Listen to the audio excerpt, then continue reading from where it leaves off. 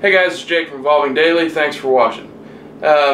If you haven't seen the other video, I did a video with John Lovell of Warrior Poet Society, and I'll put a link below or a box here or something like that. It's a more entertaining video that kind of got all this started, but today I'm going to define some of the terms and exactly how to use the 300th parallel for big guys to carry an appendix.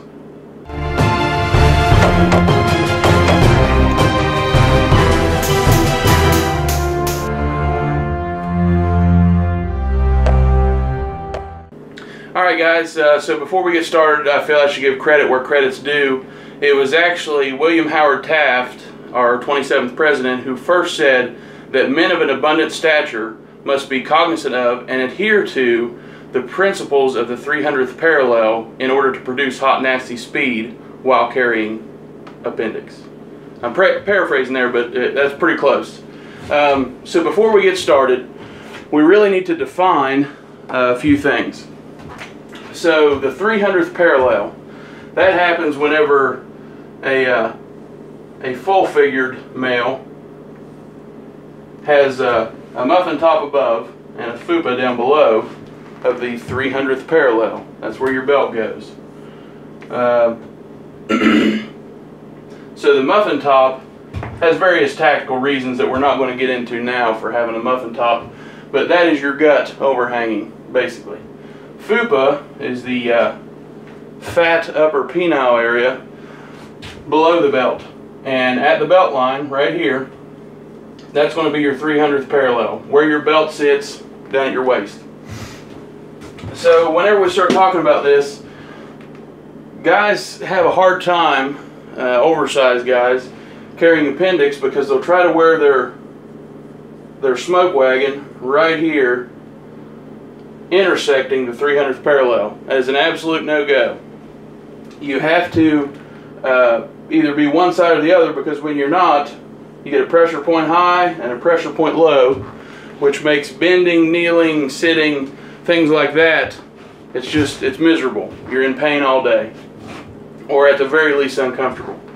So what we're going to do is there are basically two positions when carrying appendix and abiding to the laws of the 300th parallel. You're either going to carry up on your muffin top, you're going to have your Roscoe up on the muffin top so that the barrel or the bottom of the holster sits at or above the 300th parallel. You can lift and tip your belt out just a little bit, and it puts the gun at an outboard angle, gives you an easier purchase on your grip so you can get a full firing grip before you clear leather.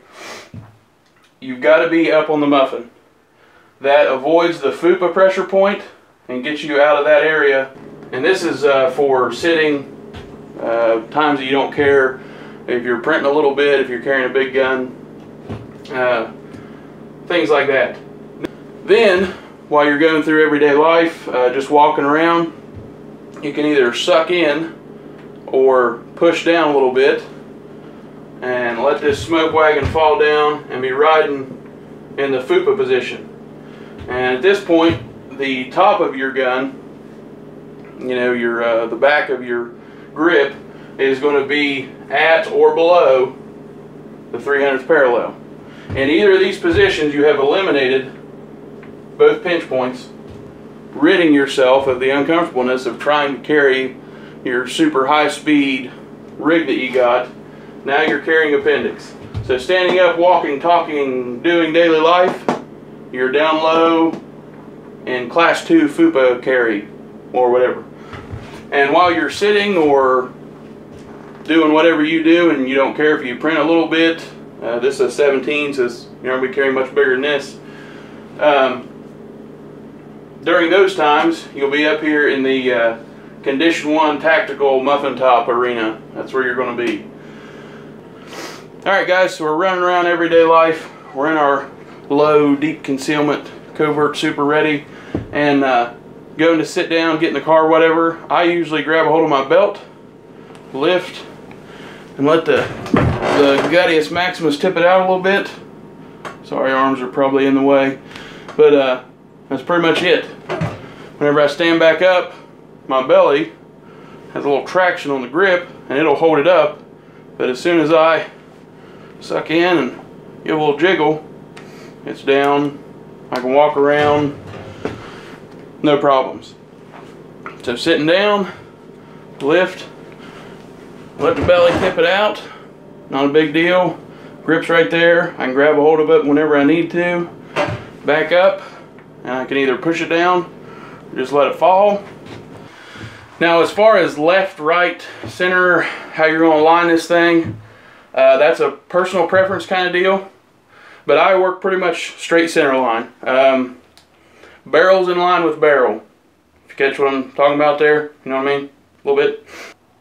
So I don't have first-hand knowledge, but the theory is good. The science is all there. I've done the math. A friend of mine was carrying two, I believe 17s, I can't remember for sure, but two longer slide guns. He was adhering to the 300th parallel principles. However, throughout the day, there was a separation between the two holsters, and then they came back together, and I'll let you figure out what happened. So if you're going to try to carry two things up here, they either need to be in one rig that holds them both together, or something along those lines. Guys, for doing this, you're going to need three things. A quality belt. I like SOE belts. This is an 1.5" rigid Cobra. You're going to need a quality holster. This is a Green Force Alpha, I believe. It's not sold as an Appendix rig, but that's how I carry it. And you're going to need to wear your belt a little loose. That way you can easily transition. So if you've ever had a problem of, man, belts just don't fit, I've got to tighten them so much they cut me in half, this is going to be your solution. Now, there is one big consideration that you absolutely have to adhere to. Because you're moving your holster up, down, this and that throughout the day, if you skin that old girl out before it goes back in, flip that little thumb down right there and find your holster. Make sure you know where it's at before you reholster. You don't want to get your garment caught up in it or something like that. I don't usually wear a shirt below. This is for non-disgusting purposes. I wear my belt. It's pretty much loose enough that if I take out this holster and everything, you know, holster, gun and all, I can pull my pants down without undoing anything. I do shift my buckle off to the side. My belt buckle is over here, so that way it's not adding a layer of thickness out front. If you are going to wear it sometimes loose, sometimes tight during the day, I recommend their G-code, lowpro, whatever. All this stuff will be linked below because it lets you adjust your belt on the fly super quick. The reason why I like to carry Appendix, I'm faster Appendix than I am 4 o'clock. I can access it with both hands. Left is clunky, but I can get it. And it ends up being more comfortable throughout the day. So, other than wearing your belt a little loose and making sure you find your holster before reholstering, I can't think of any other special considerations that you have to do. Get a quality holster, quality belt. You should already have that, of course.